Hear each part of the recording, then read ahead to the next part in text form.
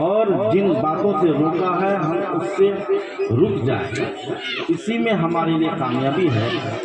بہت سارے لوگ دماغ پاشی کرتے ہیں، عقل کا گھوڑا دوڑاتے ہیں کہ یہ ایسا کیوں، ایسا ہونا چاہیے، ویسا ہونا چاہیے۔ نہیں، بلکہ ہم اللہ اس کے رسول کے ماننے والے ہیں، تو ہمارے لیے کامیابی اسی میں ہے کہ جو کچھ اللہ اس کے رسول نے ہمیں حکم دیا ہے اس پر ہم بغیر کسی تعامل کے، بغیر کسی کیل و کال کے ہم اس پر عمل کر لیں، اسی میں ہمارے لیے کامیابی ہے، چاہے ہماری سمجھ میں آئے یا نہ آئے۔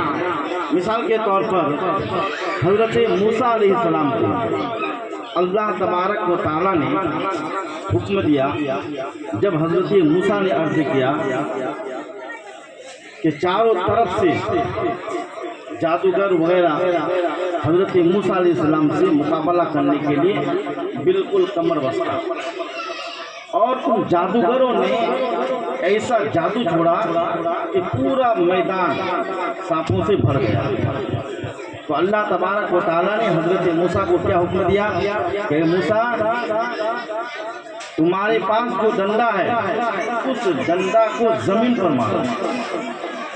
جبکہ عقل کیا کہہ رہی ہے؟ عقل یہ کہہ رہی ہے کہ ڈنڈا ہے تو سانپوں کا مقابلہ کیا جائے، ڈنڈا سے سانپوں کو مارا جائے، اپنے آپ کو سانپوں سے بچایا جائے۔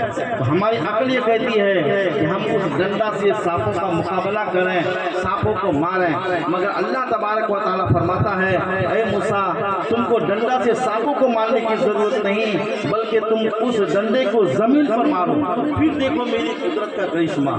تو حضرت موسیٰ علیہ السلام نے اپنے ڈنڈے کو زمین پر جو ہی مارا، وہ ڈنڈا اژدہا بن گیا، اور میدان میں جتنے بھی اژدہے تھے، جتنے بھی سانپ تھے، سب کو نگل گیا۔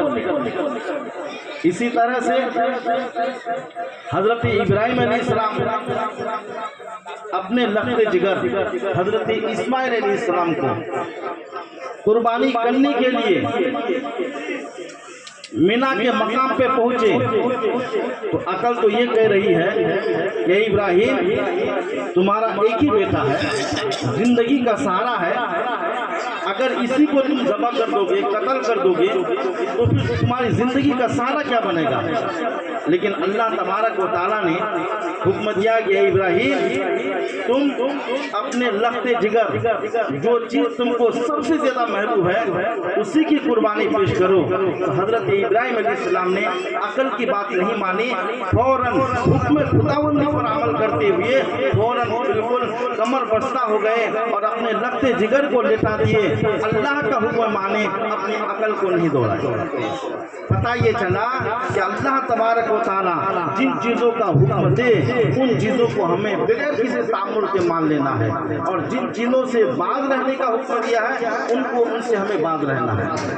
اللہ اس کے رسول نے جن چیزوں کو ہمیں جن چیزوں کا حکم دیا ہے اس کو ہم کو مان لینا ہے، اسی میں ہماری بھلائی ہے۔ عزیزان ملت اسلامیہ، اسی طریقے سے اللہ کے رسول نے فرمایا کہ تم اپنے بچوں کا عقیقہ کرو۔ آج ہم شادی بیاہ کے موقع پر جو بہت زیادہ اسراف کرتے ہیں، اور ختنہ، یہ ختنہ تو ہم لوگوں کی اجازت ہے، اس کا نام اگر بدل دیں تو سنت رسول اللہ بھی ادا ہوگی، ہم کو ثواب بھی ملے گا، اور ساتھ ہی ساتھ جو ہونے کا وہ ہوگا بھی، ختنہ بھی ہو جائے گا۔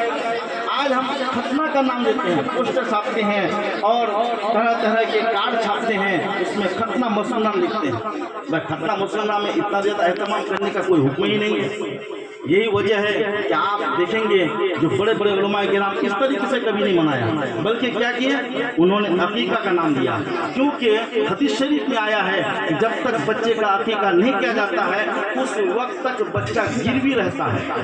گروی رہنے کا مطلب یعنی کہ بروز محشر کل قیامت کے دن وہ بچہ آپ کی شفاعت نہیں کرے گا۔ جب آپ نے اس کا عقیقہ کر دیا تو اب وہ بچہ آپ کا بروز محشر شفاعت کرے گا، آپ کے لیے لیے وہ بچہ کام کا رہے گا۔